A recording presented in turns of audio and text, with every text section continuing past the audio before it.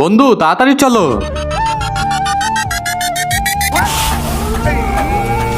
আরে ভাই এতগুলা ভূত। আরে ভাই এদের তো পার্টি চলতেছে, চল আমরাও খাই। আরে দাঁড়া, এভাবে গেলে ধরা খাবি।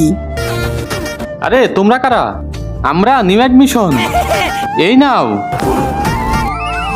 আমার বিটি চলে আইছে। তোমরা সবাই লাইনে দাঁড়াও। বিটি বেছে নাও তোমার জন্য স্বামী। আমি ওই ভূতকেই বিয়ে করব যার কাছে পানি বের করার যন্ত্র আছে। পানি বের করো।